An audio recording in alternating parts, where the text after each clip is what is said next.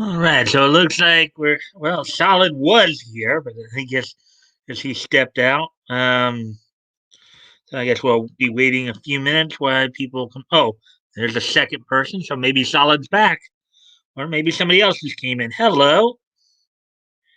Always, guys, I do appreciate any and all likes and shares. That does help the algorithm, and hopefully we can get some more people in here. So, anyways, let's see. And we got two people watching. Okay. And we're back down. Oh, hey, Woody. Now we're back down to one. Uh, hey, Woody. Yeah, so we're just gonna, wait, wait for a few minutes. So, Woody, how'd your day go today?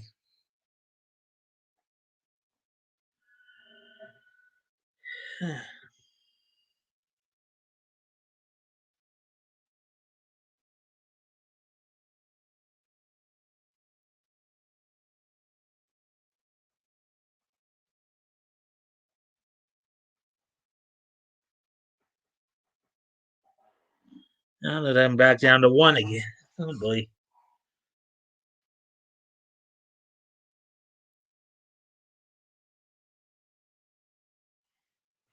Hmm. Uneventful day, just the way I like them. Nothing too major, huh? Yeah, I don't know if you heard, but I guess the name not that I'm trying to get too much into politics here, but the name was released on the Colorado shooter. Come to find out, he was actually a Syrian Muslim refugee. So he wasn't white; he was a Syrian Muslim refugee. Oh boy.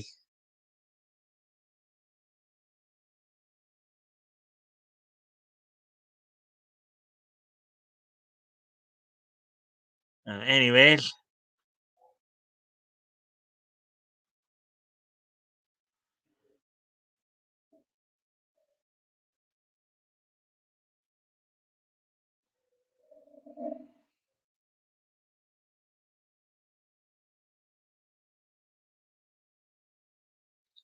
let's say a girl. No, it wasn't a girl. No, it wasn't.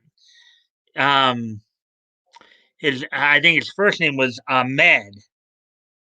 He was a guy, but but he had like a Muslim. He's basically a Syrian Muslim who came over in like 2002 um, with his parents at like the age of 3 or something like that. Um,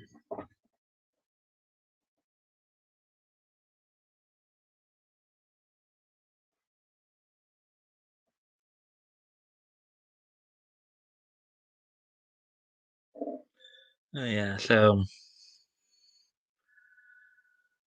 now we're just waiting for more people to show up.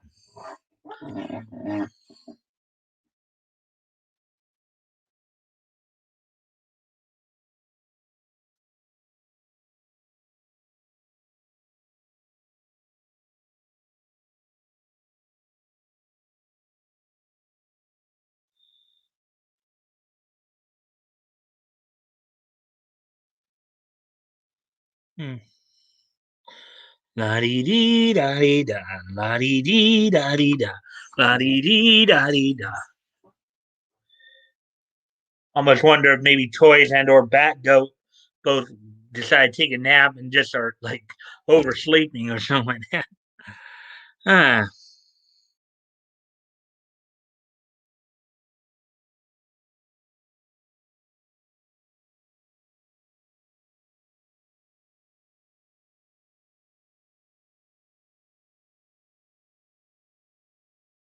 hmm.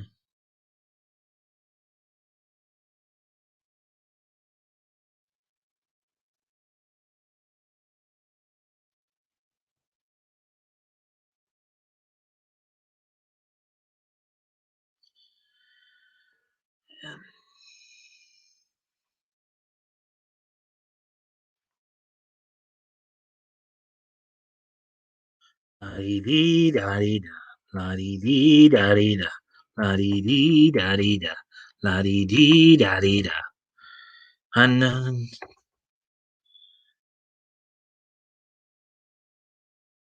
la dee dee da dee da. La dee dee da dee da. La dee dee da dee da.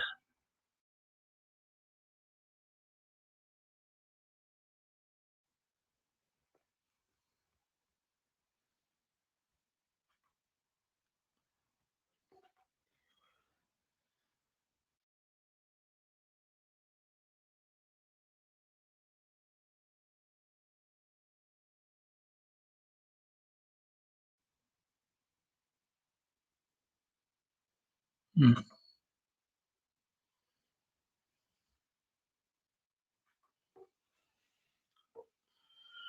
Yeah. Solid, you still here with us as well, man? There's Woody and me right now.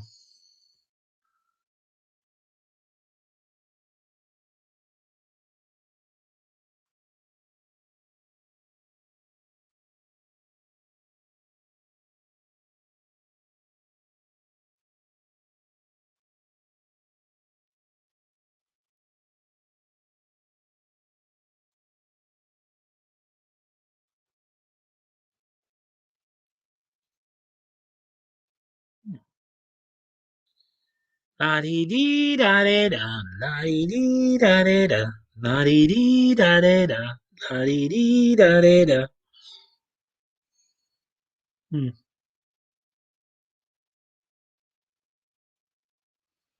Yeah, so I stopped into both Leto and Solid streams today. Say hi and help out with the algorithm and stuff. So I was watching as I was listening in on Solid stream. I was also doing a little, looking ahead a little bit over the next few weeks for the historical comic retrospect as well. Um, Spend some time after this afternoon, of course, watching my anime block, Toonami block, and preparing for the stream.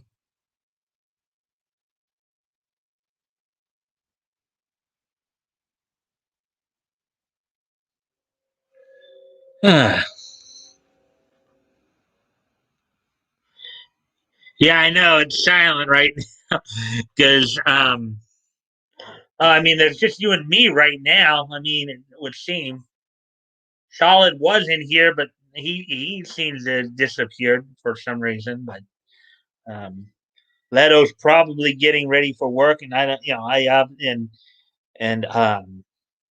and Nimity may be finishing up work on his way home from work. As for like ATC and Batgoat, I'm maybe they're oversleeping or something. uh,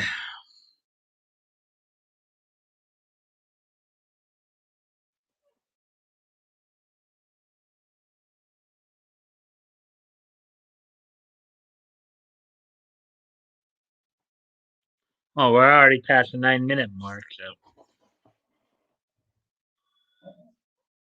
yes, I will probably once we hit 10, then I'll probably um start talking about what's on tap for tonight. Um,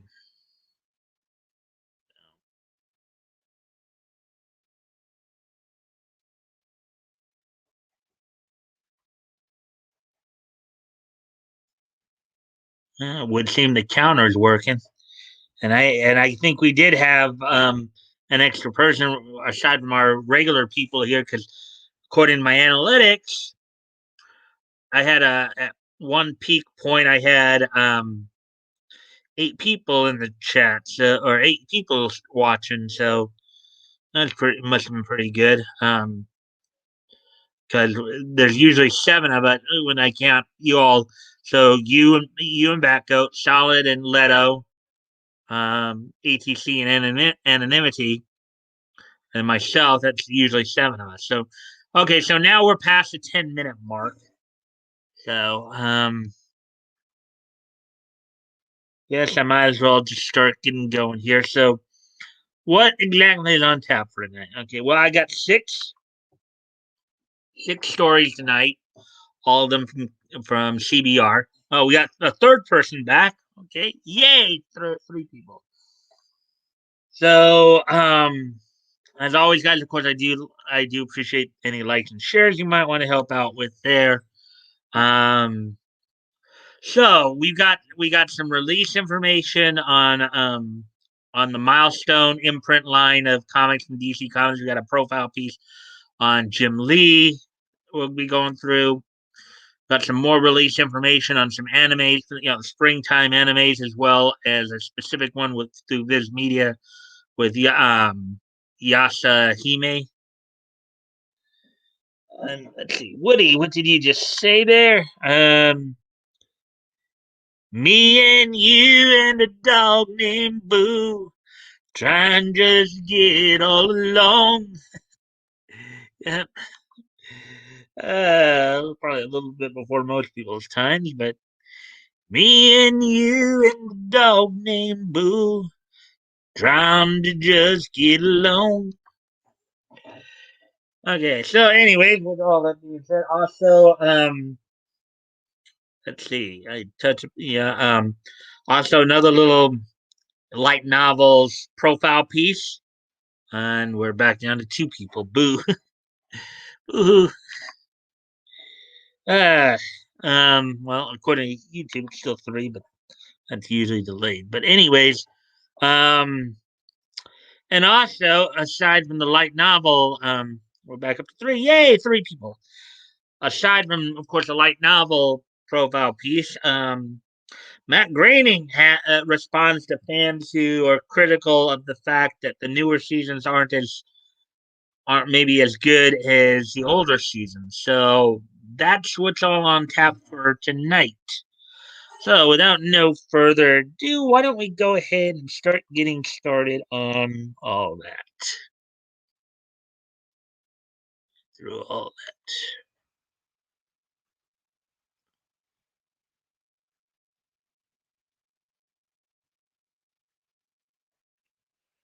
All right, and so and the third person, welcome. I hope you enjoy the content that we're about to go through here. We look through some niche news, some release information here. So, this first article: DC announces day and date print and digital releases for Milestone titles. Milestone is basically the imprint, probably the most famous of of the characters that come off of this imprint were of course static, static, and then according to this, Icon and Rocket. So hardware. So static season one, Icon and Rocket season one, hardware season one are all getting day and date print and digital releases from DC. There's Static right there, and many of you probably remember, of course, Static from his cartoon series, anime series of the late '90s, early 2000s, part of the DCAU. DC has announced that new issues of Static Season 1, Icon and Rocket Season 1, and Hardware Season 1 will go on sale digitally and in print simultaneously. Now, there was also another character called Hardware in Silverhawks way back in the '80s. There, Woody, you might remember that one. Um, but of course, different. It's a different character altogether. Um, Spinning out of Milestone Returns Infinite Edition number 0, Static Season 1 number 1 by Vida Crisscross, and Nicholas Draper Ively goes on sale June 15th. Icon and Rocket Season number 1 by Reggie Hinden, Leon Chills, and Doug Braithwaite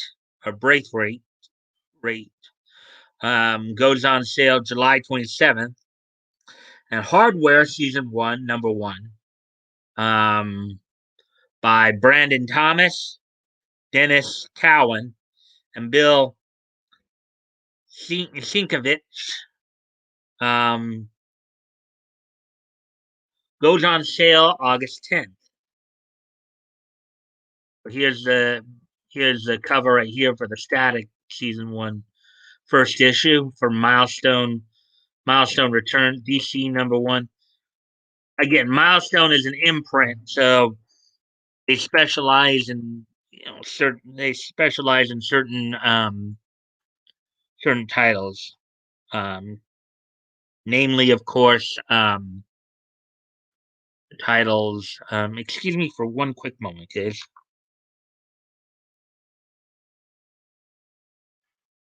All right, I'm back. Of course, Static is probably the most due in part to, of course, his animated show back in the late '90s. They're probably the most well known of the characters.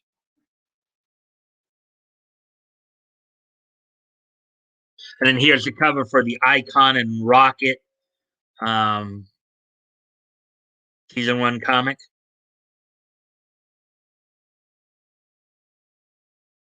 And here's the hardware comic. In February, DC announced Milestone Mondays, a new digital publishing initiative kicking off the first wave of Milestone Digital First miniseries in April. This follows Milestone Returns Infinite Edition #0, which was released digitally on February 26th with an extended cut of the Milestone Returns one shot.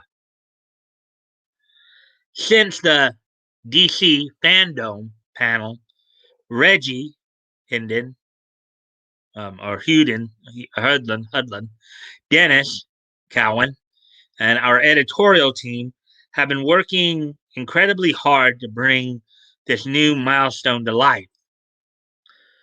Now, if I remember correctly, I think Milestone was actually founded by Dwayne McDuffie, who, from what I saw, actually passed away a few years ago, unfortunately, complications of surgery, from what I understand.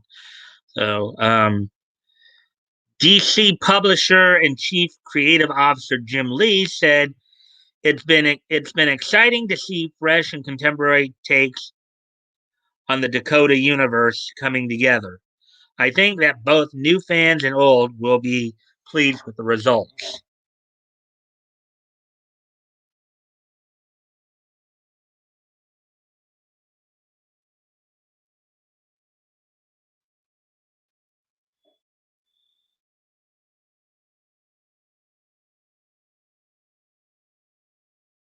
Static season 1, #1 by Vita Ayala, Crisscross, and Nicholas Draper Ively goes on sale June 15th.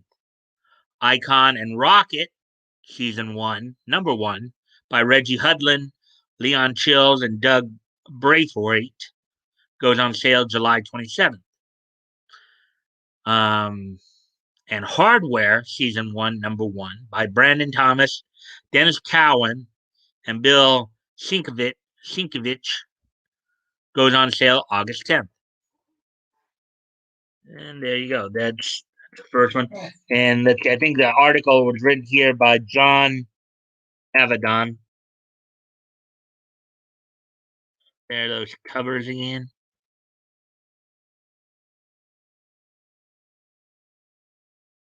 John, Arvidon.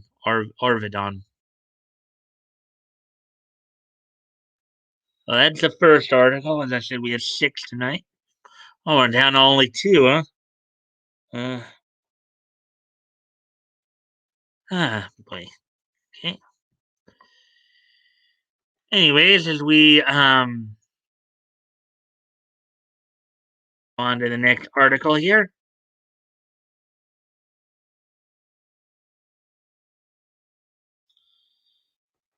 Jim Lee is at the center of DC's comics, movies, and television. Warner Media Studios CEO Ann Sarnoff reveals that writer, artist, and publisher Jim Lee will be essential to the future of DC Comics TV and movies. Oh, he will he? And you see the panel of characters behind him right there. Following the release of Zack Snyder's Justice League on HBO Max last Thursday, Warner Media Studios CEO Ann Sarnoff shared the studio's detailed plans for the future of DC films, TV, and comics. Sarnoff spoke to Variety and confirmed Snyder's earlier comments that his cut of Justice League was done to close the loop of his trilogy.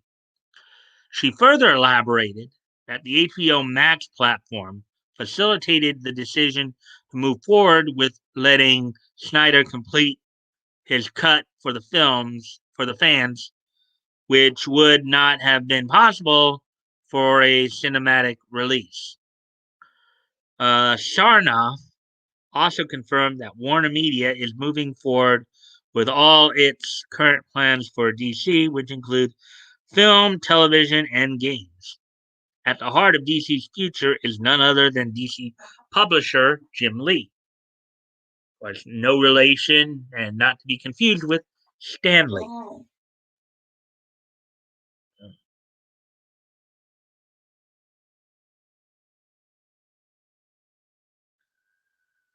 As we continue on, then, and let me at least look at how much time we put in here so far. Oh, we're just past 22 and a half minutes into this. Okay.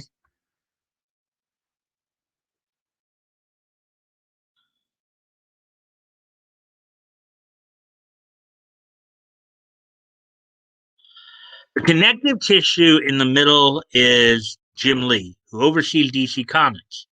Sarnoff said, Jim lives and breathes the Canaan of DC, and he works with all of the divisions to make sure the storylines are true to the Canaan. He helps them come up with ideas for new storylines.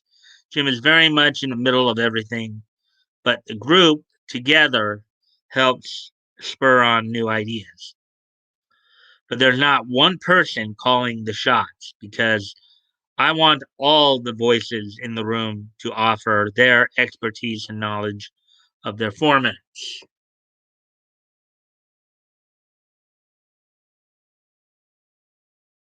Sarnoff also shared that she is excited about the diverse voices Warner Media has been tapping to move DC forward, including Between the World and Me, author Ta-Nehisi Coates, to write a Superman movie.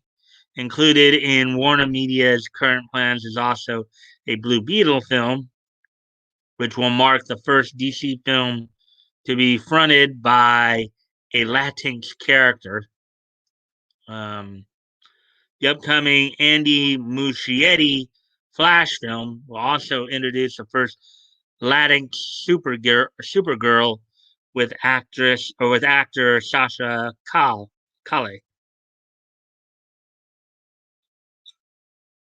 We've got an incredible group of creators, Sarnoff added. Television series creators, Max series creators, feature film creators are basically broadening the base of the talent that we work with on DC because we're so excited about the potential to build out the DC universe.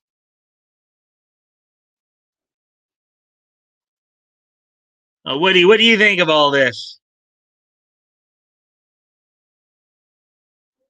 You have anything to say on the matter?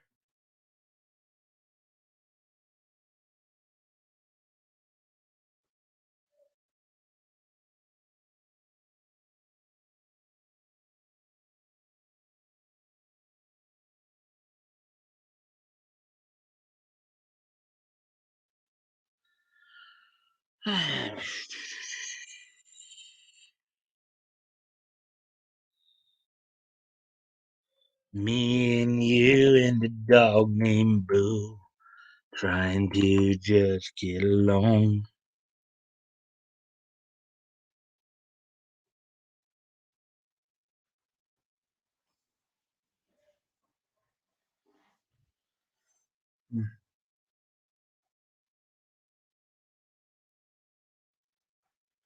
Any comments? Anything to add to the conversation? Oh, now we're down to one. Now it's just me. Oh boy.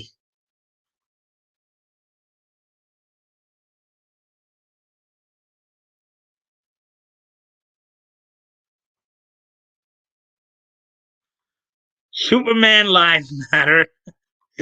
Yeah, yeah, I would say that does. His probably matters more than the others. So. Anyways, I guess we'll move on to the. Let's see. Is there anything more to read from here? It doesn't look like it. So we'll move on to the next set of stories in the anime section. This story was written by Diane Darcy, published earlier today. So,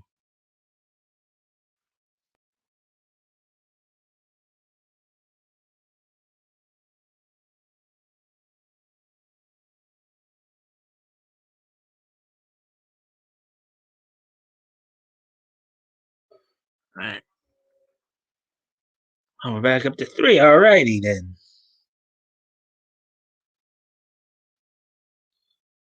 I guess they want to Thomas that Thomas at demographic groups that can't afford them. Yeah, that could be. It could be there, Woody. Alrighty. Excuse me for a moment, guys. I gotta go off camera here for just a couple minutes. I'll be right back.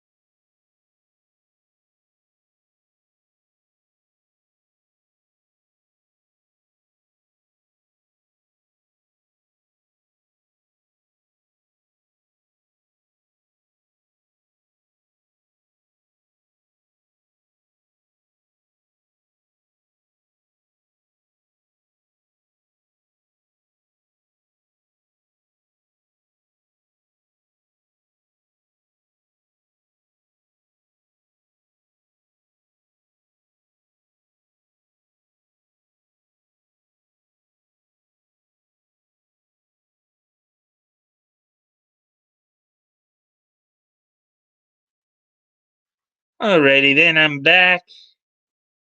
Let's see.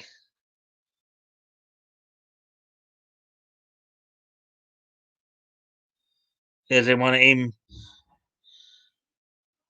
at our less able. Yeah, like that makes a whole lot of great business sense, right there, Woody. uh, Anyways, so now as we're moving on to the next article here. Let's see.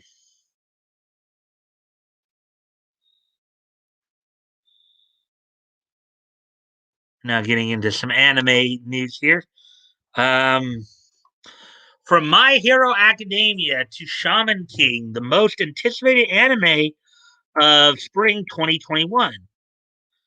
Let's see. My Hero Academia Season 5, Eden Zero, The Slime Diaries, and Fruits Basket, the final, are among spring 2021's hyped anime releases. Now let's get into it. The extensive spring 2021 anime lineup is filled with hyped releases. Returning favorites like My Hero Academia and the last season of Fruits Basket are expected to be heavy hitters, but fans can also look forward to watching newcomers like Godzilla Singular Point, the reboot of Shaman King, and To Your Eternity. And the Fruits Basket is a bit of a reboot too. This is the newer one that started out, I think, 2 years ago in 2019. So um, here's a look at the most anticipated series of the season.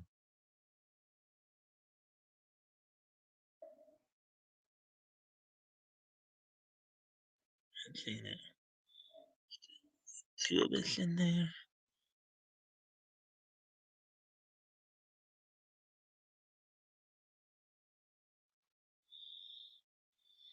And we're back up to three people. Yay, three people. Okay, so as we're now into the anime portion of the stories here. Okay, so My Hero Academia Season 5. The fifth season of My Hero Academia will focus on some in school training, pitting the two hero classes against each other, Class 1A and Class N1B.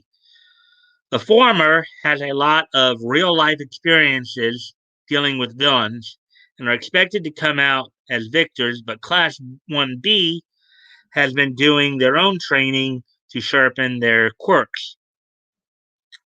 After encountering the previous users of One for All in season 4, Izuku Midoriya um, realizes there are a lot of hidden secrets about his quirk that he'll need to unlock.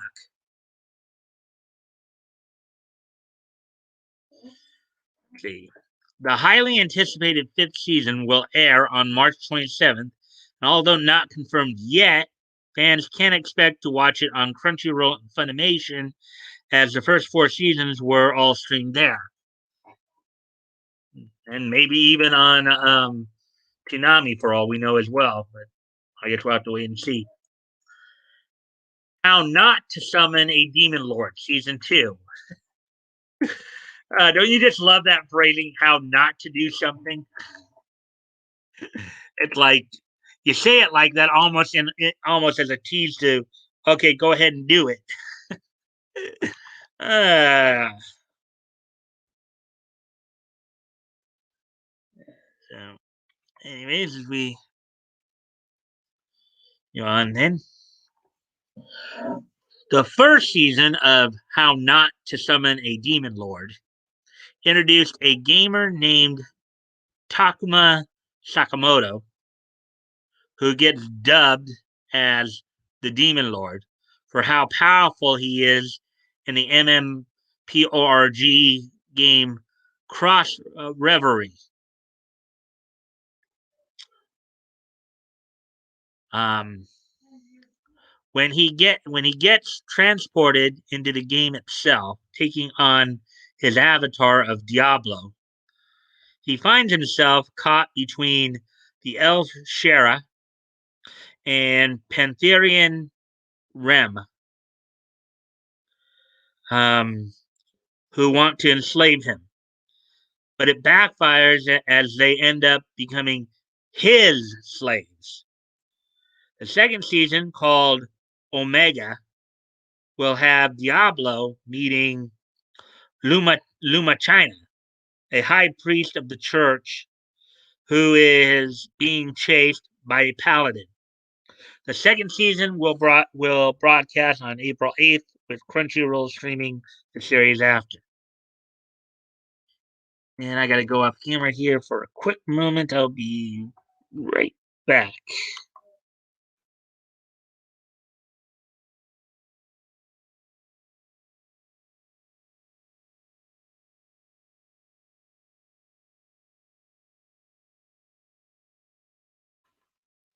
Alrighty then.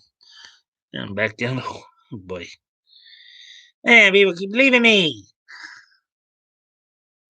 Anyways, I'll back to the article here.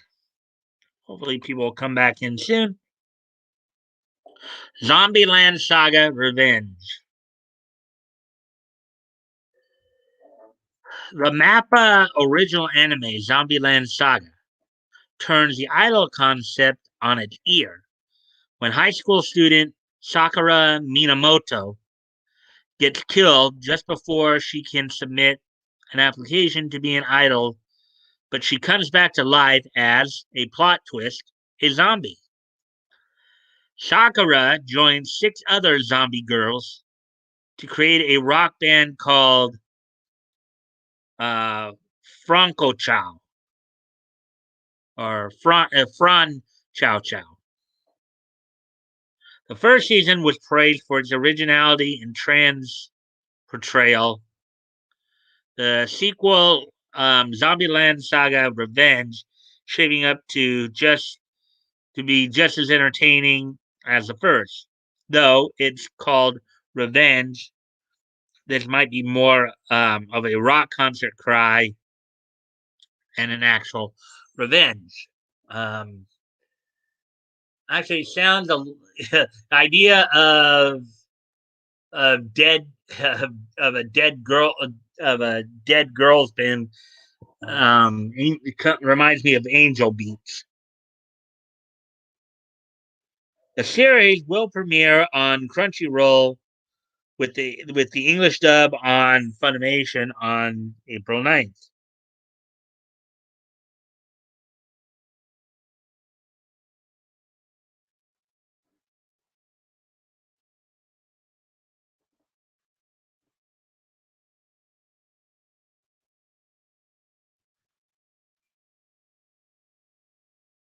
Yeah, Woody, you still there? Because the thing's showing only one person in here right now. The counter seems to be only showing, even though participants, you and me, are participating in the chat, the watch counter is only saying that one of us is in here for some reason.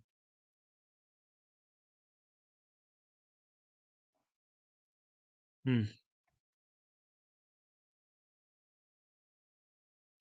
So the watch counter is being a little screwy again. Fruits Basket, the final. So again, this is the reboot series that came out. So fans who have watched the original version and or the first two seasons will be both thrilled and sad to watch the third and last season of Fruits Basket. The second season ended on a cliffhanger with Akito's big reveal and Kureno's curse being broken, leaving everyone wondering if the Soma curse will be broken once and for all. The trailer reveals some intensely emotional scenes between Toru and Kyo, as well as Akito's misery and insecurities as she struggles to keep the Soma bound to her through the Zodiac curse. Fruits Basket, the final, is set to premiere on April 5th, but Funimation released the first episode English dubbed on March 19th. Oh, they must have redid Shaman King too, because the original Shaman King was actually part of the Kids WB um, lineup. Here, yeah, thank you for mentioning that, Woody. Counter's being screwy tonight, I guess.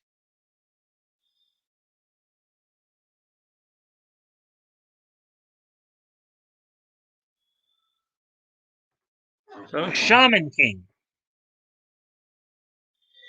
It's been a long time coming, but it's finally here. The reboot of the popular Shaman King will air this April. The original series aired from 2001 to 2002. The story follows a shaman named Yo Asakura, whose goal is to become the Shaman King.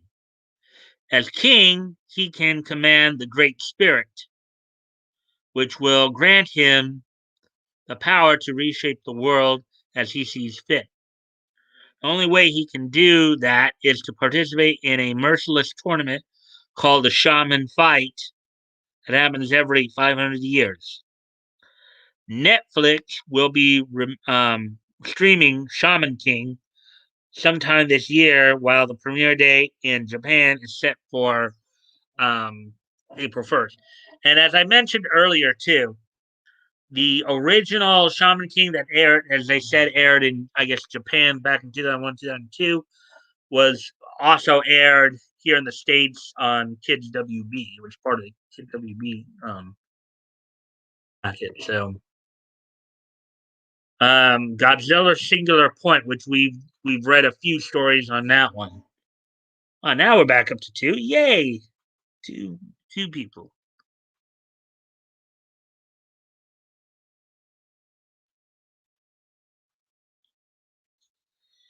Godzilla Singular Point. Adding to the Godzilla franchise is the animated television series Godzilla Singular Point. Researcher Mei Kamino and engineer Yun Arikawa are brought together by a mysterious song, and monsters are popping up everywhere around the world. Jet Jaguar, the Ultraman design based robot, is prominently featured in the trailers, along with Rodan, Hedora, and Kumanga, indicating that the series is trying to bring back some kaiji from Godzilla's past. Godzilla is noticeably absent, but most likely the series is saving the titular character for its grand entrance after it starts to air.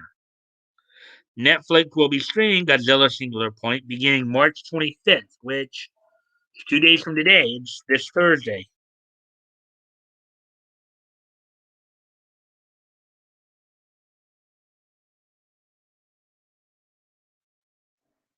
Hmm.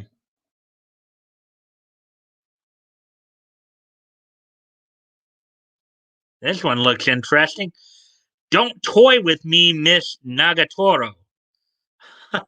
Well, that's quite a suggestive title. I wonder what that's all about. Let's go ahead and take a look here.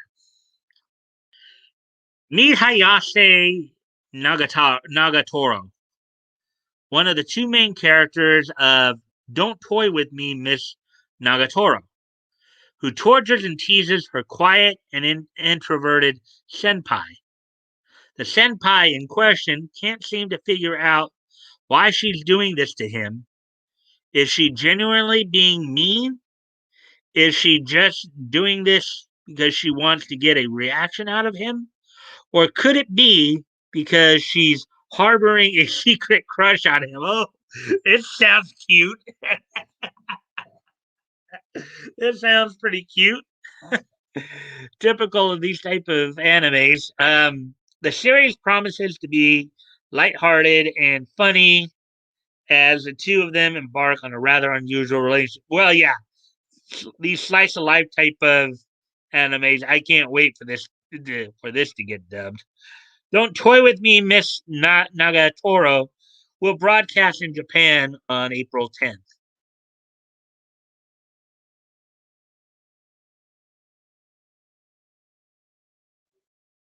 Let's see. And we're back up to three. Yay, three people. Hello, third person. I hope you're enjoying the content thus far. If you haven't already, if you can like and share the stream to see if we can get some more people in here, that'd be a big help. I thank you in advance. Here we go. Here's the next. Let me check the time here. So 40. Okay, so we're doing all right in time there. Okay, so the next one here, the Slime Diaries. That time I got reincarnated as a slime. Spin-off to That Time I Got Reincarnated as a Slime chronicles the daily happenings of Rimuru and those living in Jura Forest, who aren't seen in the main series. Although some fans might be disappointed that it's not a new season, the Slime Diaries offers some slice of life moments that will be just as funny and entertaining as the main series. The animation has undergone a significant change, but this is most likely due to the nature of the series being a spinoff, making it look much cuter. They probably chibi-ized it for all we know. Crunchyroll will simulcast the Slime Diaries starting on April 6th. Moriarty, the Patriot, Second Core. Let's see it. Let's see it. All right, then let's Moriarty, the Patriot, rather, was one of the most underrated anime last year, focusing on Sherlock Holmes' nemesis, William James Moriarty, as he and his brother schemed to bring down the class system. The first core ended with Moriarty and Holmes using different ways to solve a crime. Holmes' brother, Mycroft, is not to be confused with Minecraft, is also introduced and is given permission by Queen Victoria to retrieve some important missing documents. The second course trailer opens with Moriarty inviting Holmes to catch me if you can, as well as someone ordering to have Moriarty and a woman named Irene Adler killed. That's interesting. I think Irene Adler, isn't that a character from Marvel? Isn't she kind of connected to like Rogue and Mystique? The second core is set to premiere on Funimation on April 4th.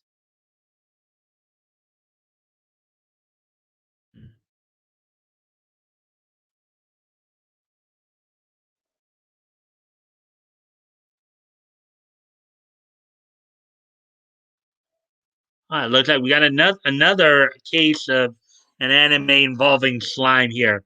I've been killing slimes for 300 years and maxed out my level.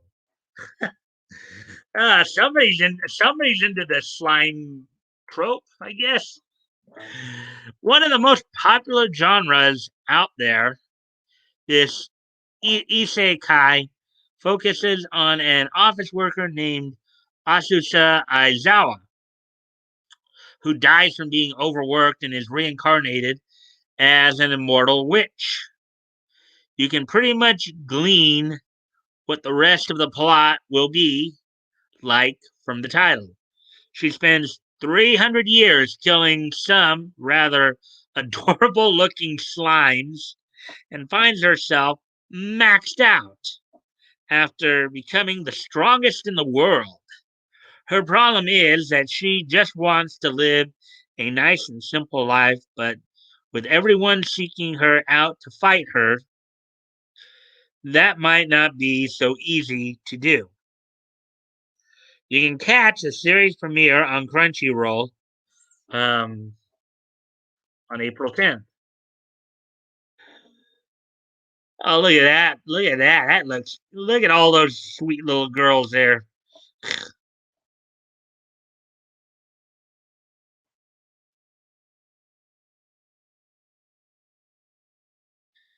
Uh, to your eternity.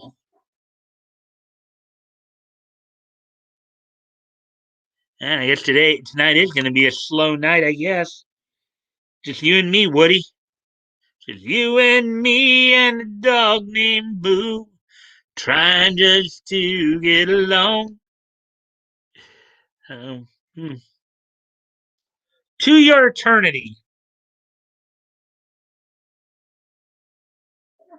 Fans of A Silent Voice, prepare your tissue boxes because you're going to need them for Yoshitoki um, Oima's latest work, To Your Eternity.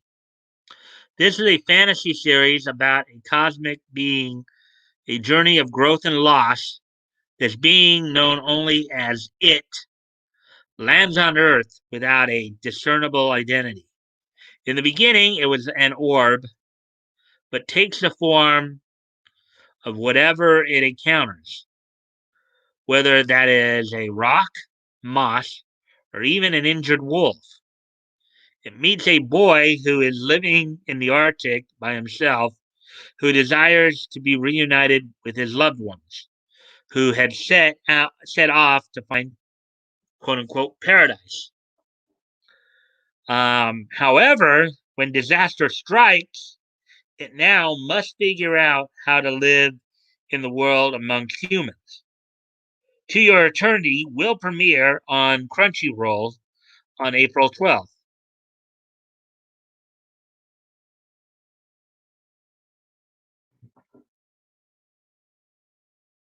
So, what, you have anything to say on any of this stuff thus far? I know you're probably not as much into anime as some of the other guys are, but you have anything you'd like to say on the matter?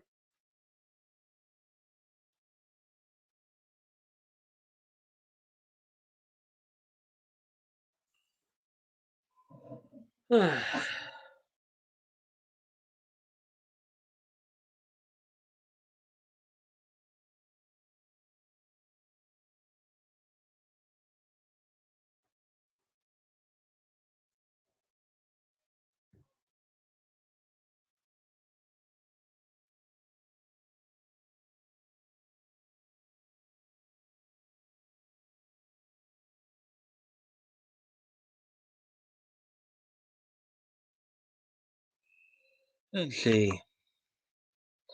Wasn't there also a horror movie called It that was also about an alien being? But this one became a murdering clown.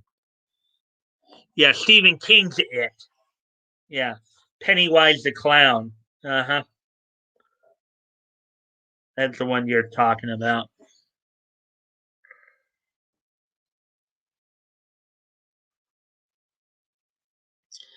Okay, so continuing on here.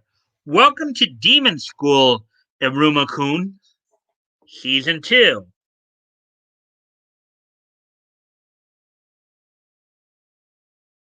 Most of the time, when a series premiere is of a child who gets sold to demons by his parents, you wouldn't expect it to be utterly hilarious.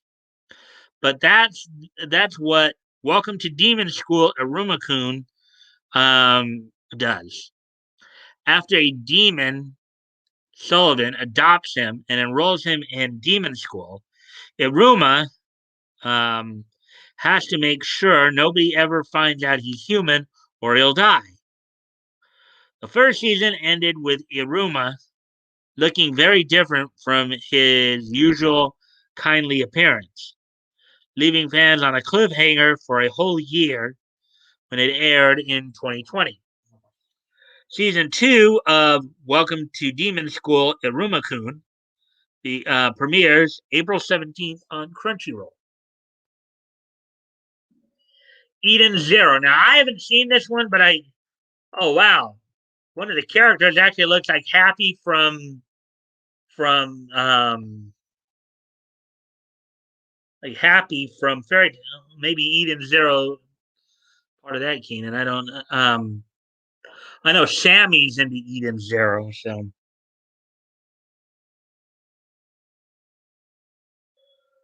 Those who like Fairy Tale and Rave might find themselves drawn to Eden Zero. Although not a sequel, Eden Zero does have many elements that can also be found in the earlier two series, but ultimately stands apart on its own. The series is about a young boy named Shiki who lives on a planet named Granbell, which is inhabited by robots. He meets a young girl named Rebecca and her cat companion, Happy. Oh boy, another another case where almost the same character is used in two different series because the little white carrot-nosed creature was used in both Rave and Fairy Tale. You got Happy now in Fairy Tale and Eden Zero. Wow, that's interesting to say the least. Hmm.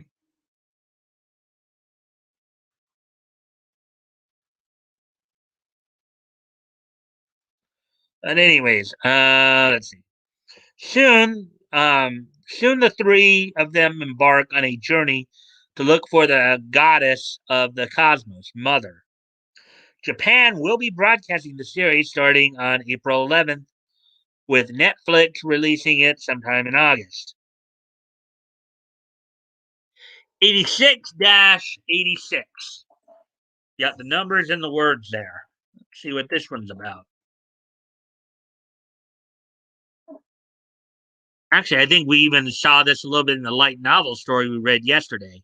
So, 86, a highly acclaimed light novel, is set in a world where the Republic of San Magnolia is fighting a war against Empire Jihad, um, using a drone army. Most people think they're being protected by machines, but in fact, a sect of human soldiers called 86, who are not even considered humans, are forced to fight. They're expendable, basically. The series deals with issues like racism, discrimination, and trauma, focuses on Shine Nozin, the leader of a squadron of 86 and the Republic's Major Vladilena Milce, who is assigned to be his squadron's handler. The first episode will be broadcast in Japan on April 11th. So a couple of shows out in Japan on April 11th. Tokyo Revengers.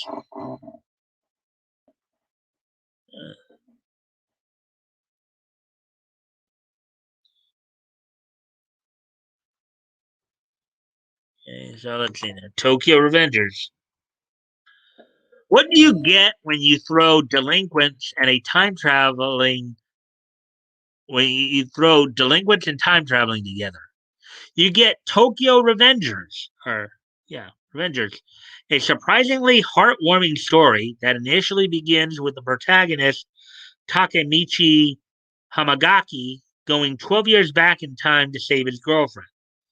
After he spends some time with the Toman gang, the ones responsible for his girlfriend's death in his timeline, Hanagaki realizes that something must have happened to turn Toman into the crime syndicate that they're known for today. Now it's up to him to try to save not only his girlfriend, but everyone he cares about. You can watch the first episode on April 11th on Crunchyroll. Hmm.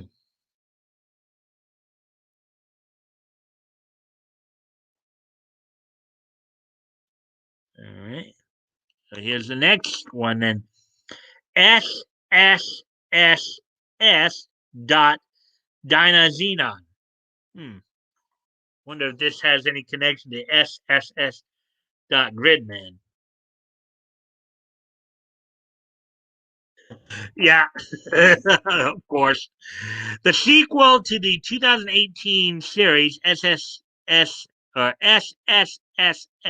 Gridman, which the English dub is, I think, is just finishing up on Toonami, by the way, introduces a whole new set of characters to the Gridman universe.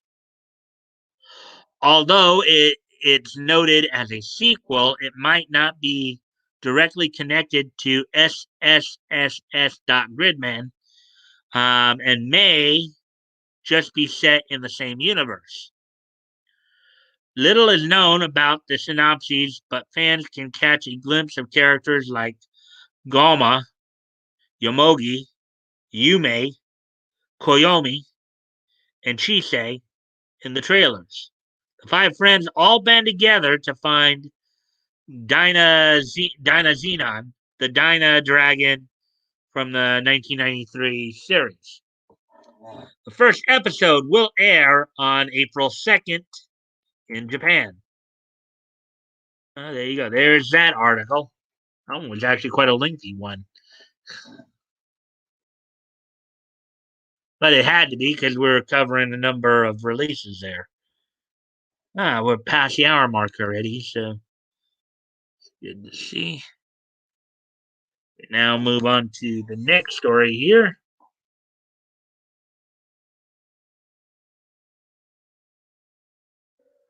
And here's a profile piece. So another light novel profiling. Light novels, what to know and where to get started, by Molly Kishikawa.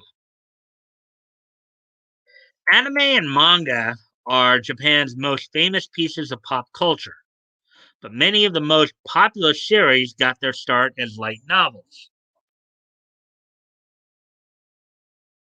While manga is what many think of in terms of popular Japanese literature, there's another medium that's almost as massive: light novels. Many popular anime got their start as light novels, and because of that, the form is getting bigger than ever. My Next Life as a Villainess. That time I got reincarnated as a slime. We just talked about that story in the previous article. Sword Art Online. The list goes on. But light novels aren't just big in Japan anymore. It's actually easier than ever for fans overseas to get into them. Light novels got their start around 1975, so around the same year I was born. Um, when magazines that published short stories for young adults began to include illustrations before each story and published articles about pop culture like anime, manga, and video games. Eventually, these companies would sell these stories in small volumes, giving rise to light novels. Author turnaround is high for light novels, while publishing houses holding annual contests to find new authors to publish.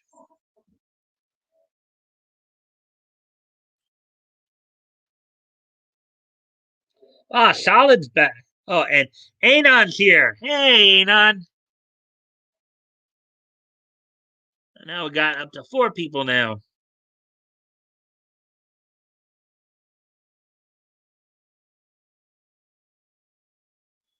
Let's see what you guys have said here in the last couple minutes here. Hey, just got home, grabbing a bite. Evening, everyone. Good vibes. Thank you.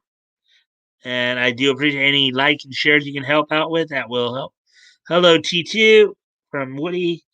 Hey, Anon. So good to see everybody.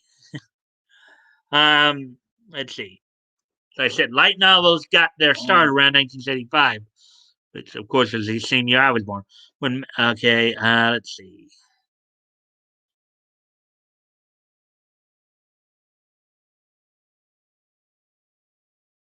Okay. Okay, we actually read that whole article already. Moving on to the next paragraph, or yeah, that paragraph I meant.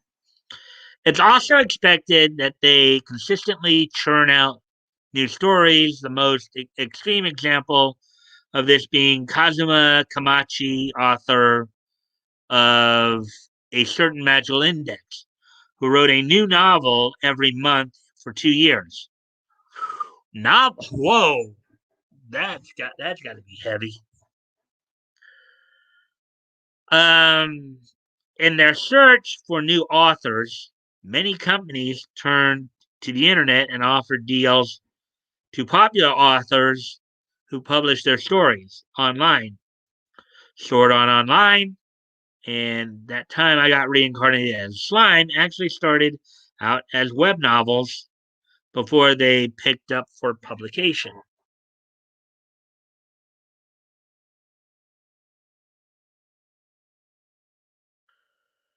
Light novels are profoundly small, with the average being A6 size or about 4 by 6 inches.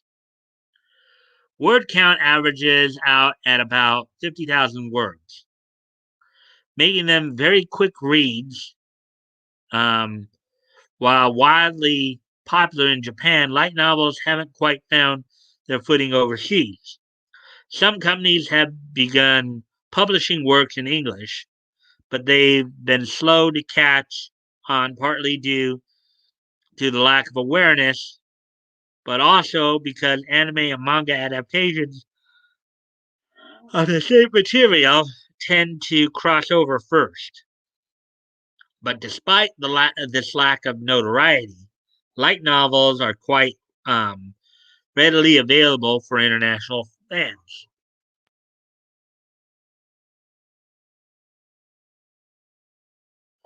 There are a number of choices for English readers that prefer to read online, including the J Novel Club website app.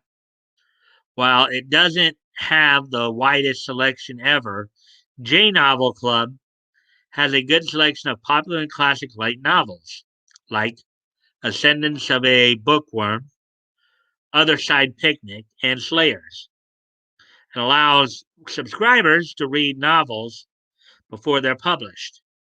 A regular subscription is about $4.95 a month or $54 a year, while a premium subscription is $10.95 a month and $120 annually.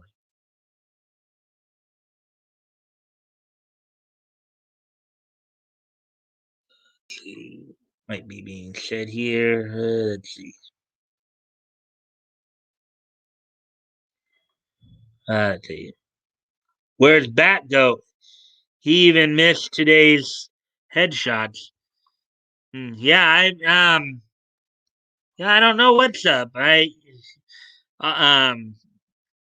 figured he'd be in by now, but if you're, yeah, he didn't drop by your stream. I don't think I saw him in Leto's. He usually will drop by other people's streams. Hope everything's okay. Um, hmm. Anyways, back to the article here. The other main option for e readers is to buy the novels individually from Kindle, Nook, or Kobo. Kobo is owned by Rakuten, a Japanese online retailer, and almost exclusively sells ebooks, meaning they tend to have better rates than anyone else.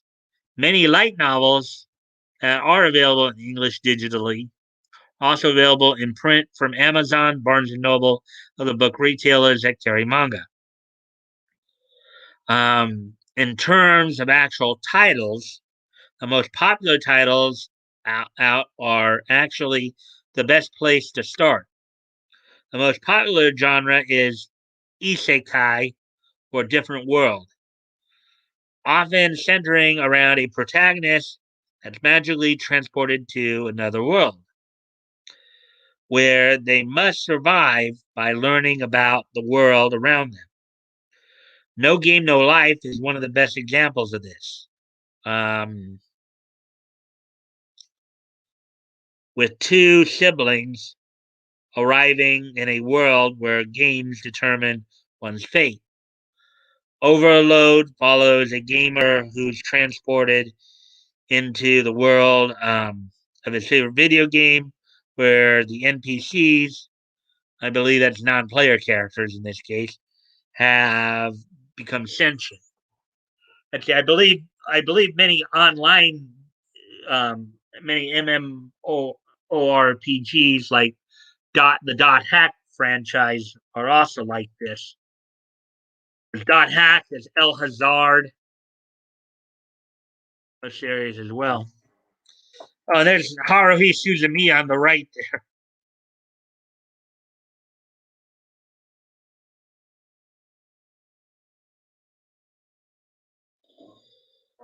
If isekai isn't really your jam, there's also Spice and Wolf, a fantasy story about a traveling merchant who becomes a companion for a lonely, homesick deity named Holo, who wants to return to a homeland. The melancholy of Haruhi Suzumiya is best known for its anime adaptation, but the light novel is where it all started.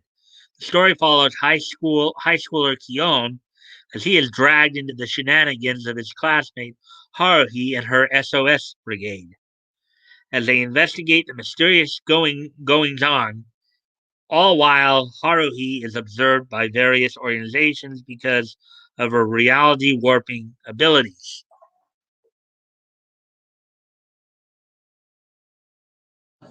Um, See if anybody's speak of the bat goat. Uh, he's sleepy, I bet. What up, y'all? Was sleeping. Sorry, I missed your stream solid. Um, haha. Well, we're at least glad you're here, Bat Goat. We're glad everything's okay. You were just snoozing. Up now, Anon. Gonna clean my glass real quick. Uh, then hit it. I knew it. Nice prediction on the sleeping. Laugh out loud. Deal. I got some stuffs today. Uh, Furry Yunts and Punch Breath. Hmm. Yeah. And guys, again, thank you for the likes and shares. I always appreciate that. You guys help me out with that. I do appreciate that. So thank you. As we're looking through this article here, if horror is more your style, another great series.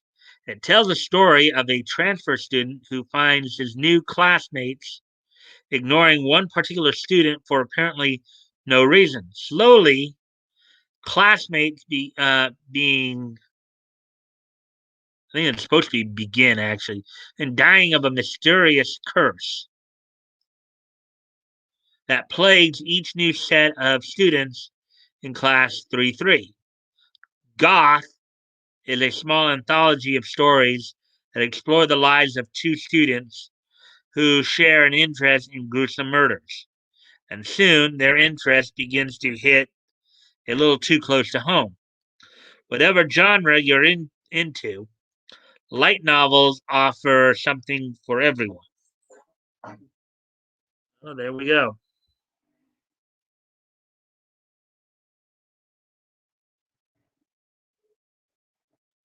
Let's see. We're at an hour and 15 there.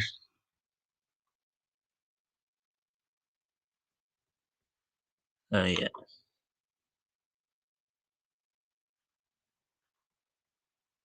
And we got one more in the anime section and one in the. And Bad Goat, at least you made it in time too, because I have a Matt Groening story coming up here pretty quick. Simpsons fame. Uh, I know you might be interested in that one. Okay, so anyways, on to this next story. Viz Media announces Yashahime, Princess Half Demon, Season 2. Viz Media announces Yashahime will return for a second season with a new official title, Yashahime, Princess Half Demon, the second act. Yashahime, Princess Half Demon, wrapped up its first season on March 20th with episode 24, Sesshomaru's daughter. As just in case you guys haven't picked up on it, Yashahime is the spin-off of Inuyasha. So Inuyasha spin-off. That same day, Viz Media announced that it has been renewed for a second season with an official title, Yashahime, Princess Half Demon, the second act.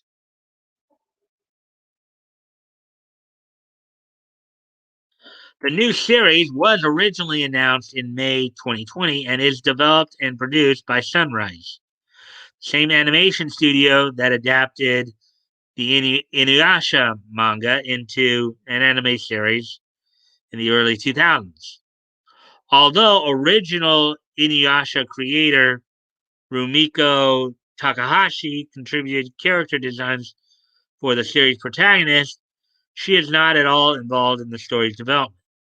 The series is directed by Teruo Sato with Katsuyuki Sunisawa serving as script supervisor. All other character designs are supervised by Yoshihito Hishimuma with Kaoru Wada once again serving as composer for the series soundtrack. Most of the original voice cast from the original Inuyasha series returned to reprise their roles in the new series, with new voice actors playing the characters created for the series.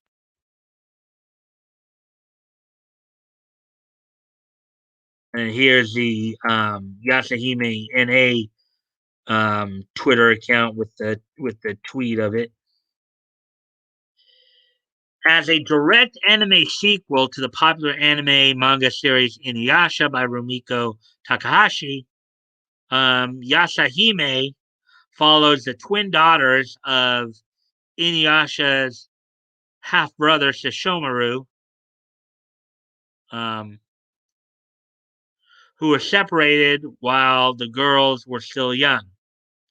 Named Toa and Setsuna, the twins were caught in the midst of a forest fire during the Sengoku period of Japan, which resulted in Toa traveling to Japan's modern era while Setsuna stayed behind in the modern era. Toa is adopted by Soda Higurashi, the younger brother of Inuyasha protagonist Kagome Higurashi, while Setsuna is taken in by Sango's younger brother Kohaku, becoming a member of his Demon Slayer clan. A demon who's becoming a demon slayer, or half demon becoming a demon slayer. That's quite a twist. And solid Redfield Gaming tobacco. You missed the headshots today.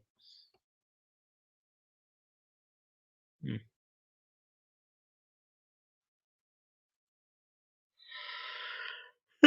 Oh, boy.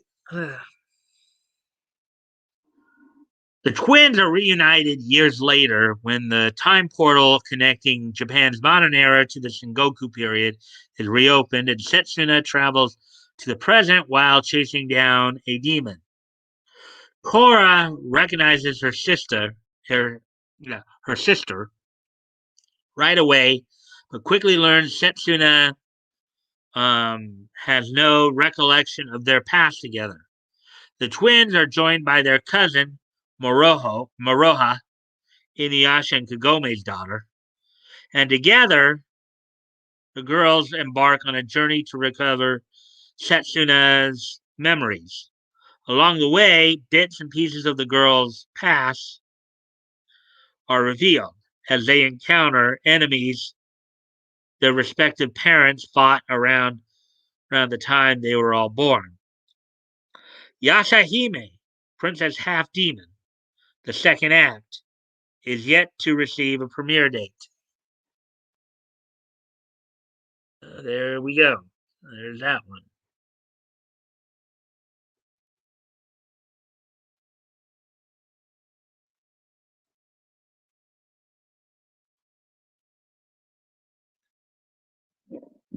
You're good to go back from anonymity. I'm commencing. Funyuns. Funyuns. Okay, so we're coming up on an hour and 28, so got one more story to go through, and we'll be done with the main stories. Ah,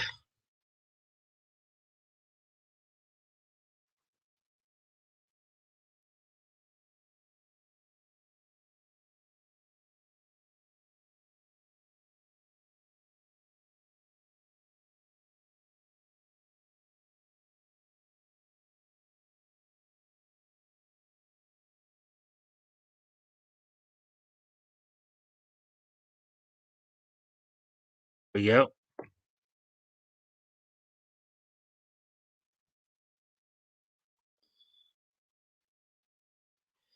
And Bad Goat, I have a feeling you might have a few things to say about this article because I know you've had a few choice words about the Simpsons all together. So, Funyuns. Oh, that was actually a Woody compliment there. But anyways, Matt Groening responds to Simpsons fans who say new seasons aren't good. The Simpsons creator, Matt Groening, has responded to fans who believe the long running series has lost its charm in recent seasons. I guess that's his animated self. The Simpsons creator, Matt Groening, replied to fans who believe the long running series has lost its edge in later seasons, saying he's proud of what his team has accomplished. I give a piece of advice to people who grew up with The Simpsons and maybe think it's not for them anymore, Groening told USA Today. Check it out again. The satire and the quality of animation are fantastic, he added. I'm really proud of the group's efforts. Groening addressed comments that the new seasons aren't as good, noting, I love some of the wild stuff we've done lately, he added. We're now surrounded by animated shows featuring dumb, fat dads and their unruly families. Simpsons may not be the only zany bunch on the block, but the stories we are telling these days are pretty smart and pretty crazy.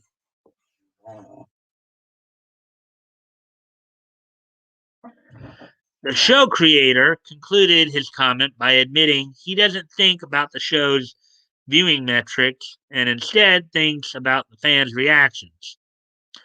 I think about the intensity of our fans' reactions and trying to make them really happy. He said, if big numbers come with it, that's great. If they don't, well, let's keep that a secret. Okay.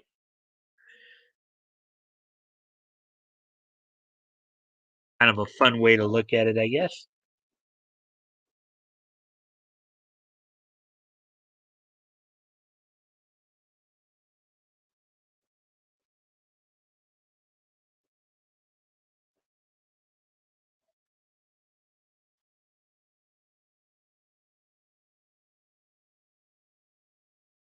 Wedding reception. I gotta try that Funyuns. It's been a few years since had had a good cheese as well. Uh, okay.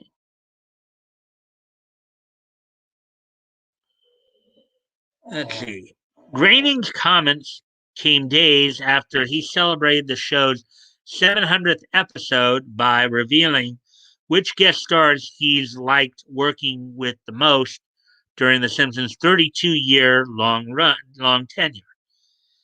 Albert Brooks always, because he brings so many ad libs and writes funnier jokes on the fly than we could ever write for him.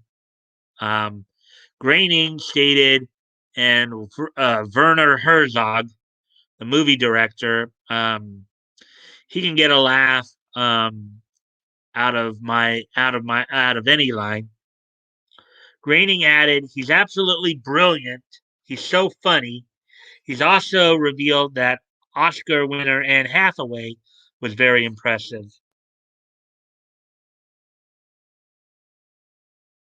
Fox renewed the hit animated series for seasons 33 and 34, which will air through 2023. Groening jokingly replied to the news, "Everyone at The Simpsons is thrilled to be renewed once more, and we're planning lots of big surprises. Homer will lose a hair. Millhouse will get contact lenses, and Bart will celebrate his 10th birthday for the 33rd time."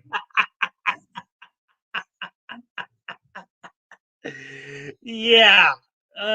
Yeah. Yeah. Yeah. Do the Bartman. Do the Bartman. Do the Bartman. Celebrate your birthday, your 10th birthday 33 times. Do the Bartman. Do the Bartman. Do the Bartman. Uh,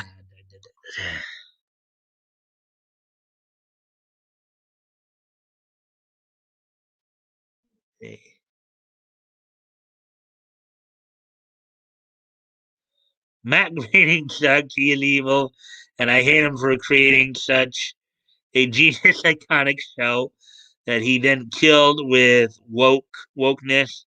F. Matt Groening. Okay, F. Groening. Blue cheese was big for a while, then it disappeared. P.S. F. Groening. Uh, okay, so it's not me. Cheese was popular a few years ago.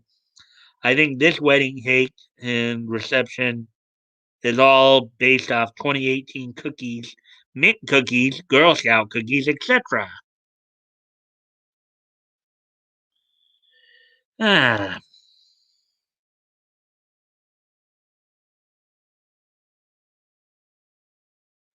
yeah. What if God was one of us? Not a slob like one of us. Just a stranger among us, trying to make his way home.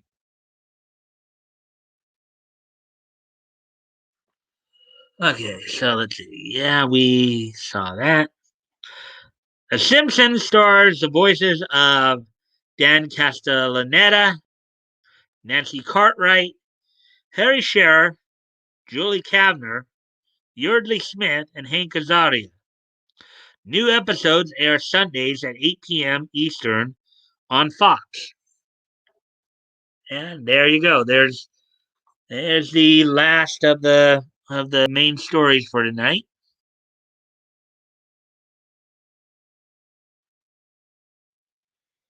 Let's see.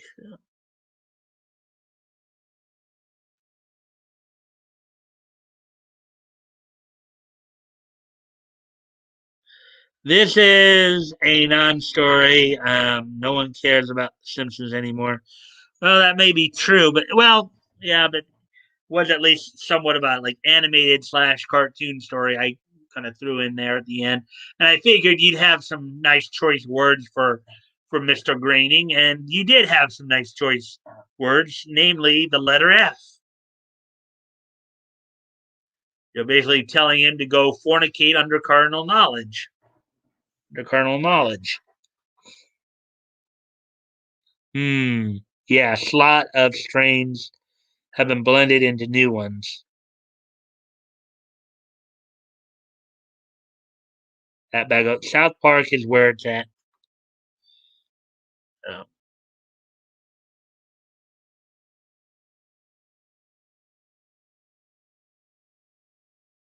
Hmm.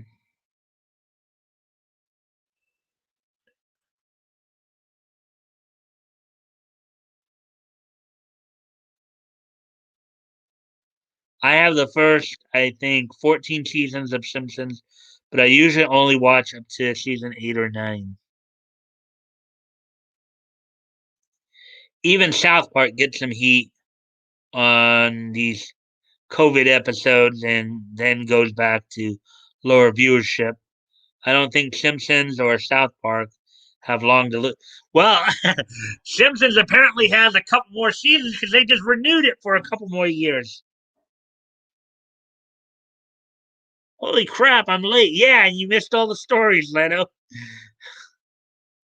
I think up to season 9 is Geek Canaan for Simpsons. Um, Indu missed the old formula of South Park. Um, the continued episodes are great, but now it's harder to have the all out spoof episodes like the cops one. Ha ha ha. Sorry, guys, I completely slept in. Evening, Leto. Hey, Leto. Hey, Leto. As always, guys, of course, I do appreciate any and all likes and shares. Help with the algorithm. So, let's see. Wow, Crow is streaming late tonight, and he's actually going to be streaming at the same time Nick is. Huh, Crows of Judgment. So, um, Rakeda, Nick is talking about, I guess, Joshua Moon, I guess, of QE Farms, suing a paralegal, various news and jokes. So,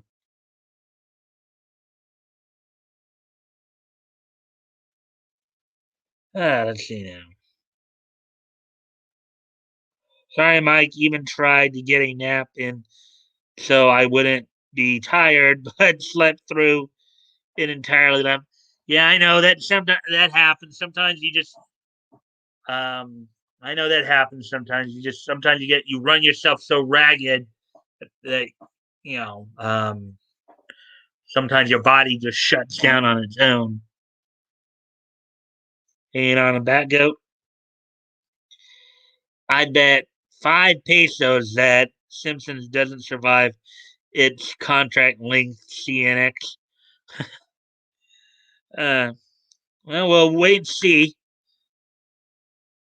Who's Crow? Crows of Judgment. Crows of Judgment. He's another YouTuber. Um, he does some political comment. I mean, he's done some comic stuff, but not as much comic or anime. He does more like political commentary as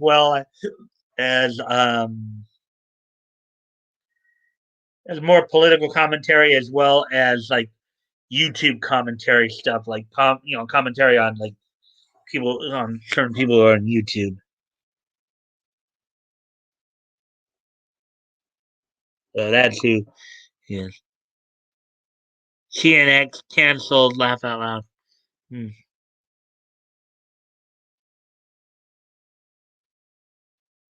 Well, we'll wait and see. I mean, they just signed for the next two.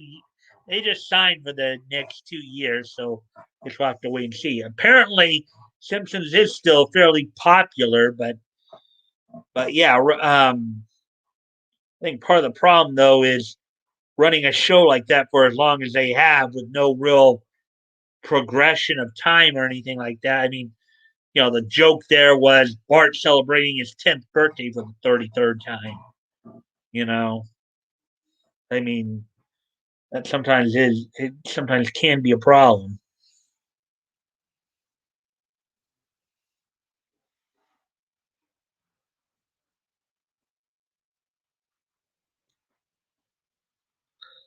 Old South Park, like Simpsons, were the greatest.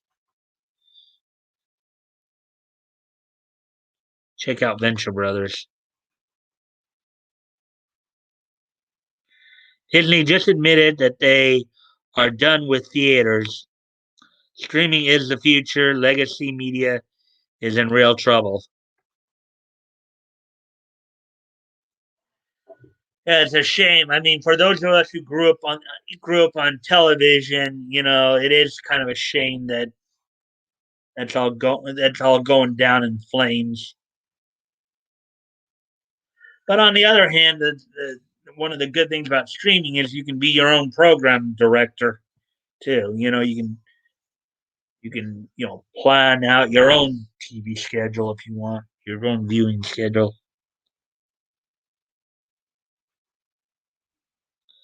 Simpsons is the days of our lives, but in animation form. How about Diddly ha ha ha. They're doing so good. Uh huh. Wow. So we're past the hour and a half mark, guys. We're at an hour and 36. I know some of you came in late, so um, but I think we're gonna probably start to wrap up a bit here.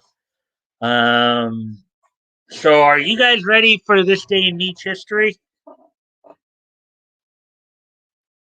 You guys know I do keep my streams up, so you can always go back and catch some of the stuff you missed from earlier if you need to, if you want to. I know those dummies. It's going to go full circle. People are going to want to go out and do things again. History. Niche it up. Yeah. Well, before I get started with the niche, let me just, because somebody just pointed, who was it? Let's see. Yeah. Yeah. Leto, you make a very good point there. People are going to want to go out because it's human nature to want to go. We're not designed to just lock ourselves up in our houses. Humans are social creatures. We need to be interacting with each other. Physically, not just. I mean, granted, what we do here is good, but it's ultimately better when you're face to face with somebody and you can look them right in the eye and all that. So yeah, so Nietzsche it up. Let's see. Late in Nietzsche. I'm ready for Nietzsche history. I will, Mike. I'll check it and rewatch it. Right. The Wokezis won't let this go. My state of Minnesota still has lefty fear porn idiots all over the place. Okay. So, anyway, without any further ado, let's go ahead and take a look back on this day in Nietzsche history. As I look through some of this stuff here. Okay, so. Oh, wait, back go. You just said something more here. Leftists aren't human, though. You guys aren't seeing what I see in Minnesota. It's scary how brainwashed these people are.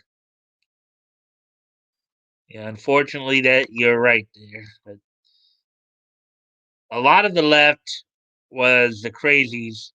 Twitter and mainstream media united that idiocy into mainstream beliefs. Yep.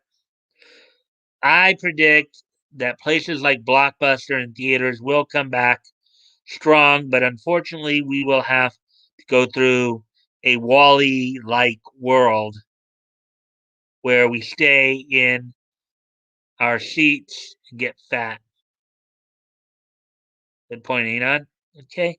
So, anyways, let's get to this day in Nietzsche history. First off, we're going to head back 20 years ago today to 2001. On this date in 2001, World Championship Wrestling's assets, trademarks, and selected wrestler contracts were bought out by Vince McMahon, making the end of the Monday Night Wars. AOL Time Warner retained the former WCW, which reverted to its previous name of Universal Wrestling Corporation and still exists as of 2014 as a legal entity under Time Warner ownership, operating solely for the purposes of dealing with old contracts and lawsuits. So this is basically 3 days before the last Monday Nitro happened.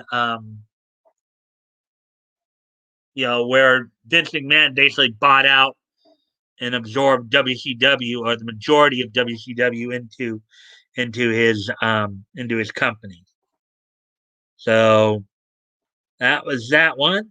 Let's see. Already saw that, and we already saw that. So on to the next piece in each history.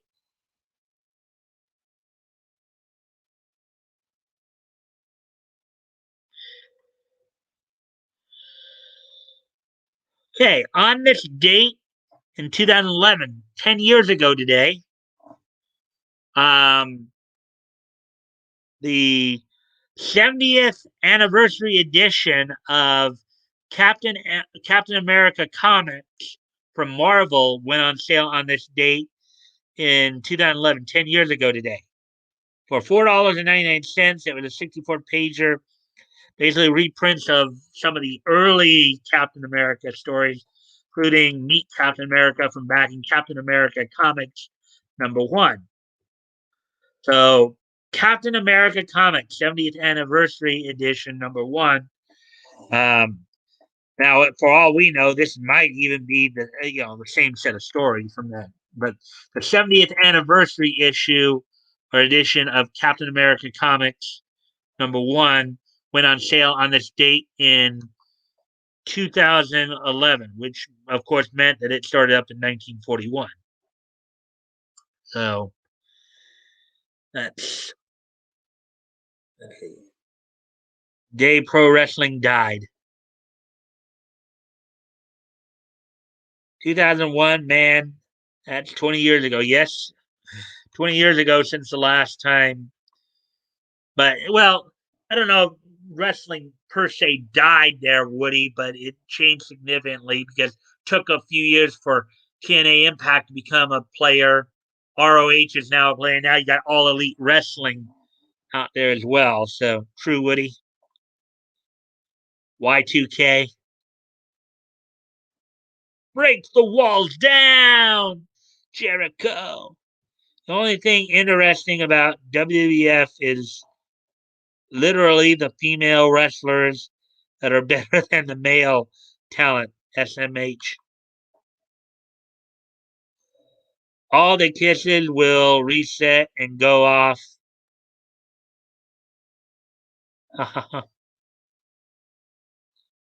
Missiles. Ah. So as I just said, the 70th anniversary edition of Captain America Comics #1 went on sale on this date 10 years ago today. And 2011 is just so nice that we're gonna hit it twice. As also on this date in 2011, 10 years ago today, Gendy Tartakovsky, who, of course, is a series known for his work, including like Powerpuff Girls, Symbiotic Titans, among other things, leaves Cartoon Network Studios and moves to Sony Pictures Animation as Cartoon Network began to decline, leaving Symbiotic Titan canceled after 20 episodes. So on this date, 10 years ago today, Gendy Tartakovsky left Cartoon Network Studios for Sony Pictures Animation, due in part to Cartoon Network's decline. There you go. That's all that happened on this day in Nietzsche history. Let's see. Anon kisses will destroy us. Then make it so. Samurai Jack. Of course, voiced by Phil Lamar. So, anyways, guys, well, thank you for joining me tonight, guys. I do appreciate you coming in, and I do appreciate all the likes and shares. For those of you who came in late, I still keep my streams up, so you can go ahead and go back and check out the stuff you missed, if you'd like. Tartakovsky is a cartoon giant in our times. Ha ha ha. Right, Dexter's Laboratory was a good show. Yeah. All right, guys.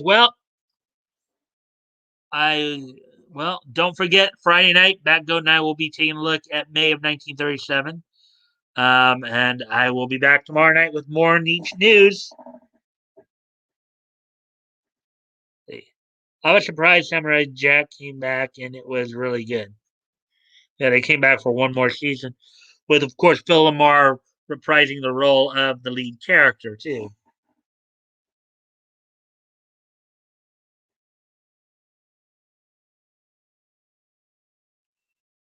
Sorry again, solid. I'll have to catch next headshot stream. Laugh out loud. All right, guys. Well, thank you again for joining me tonight, and I will hopefully see you guys tomorrow night. Bye.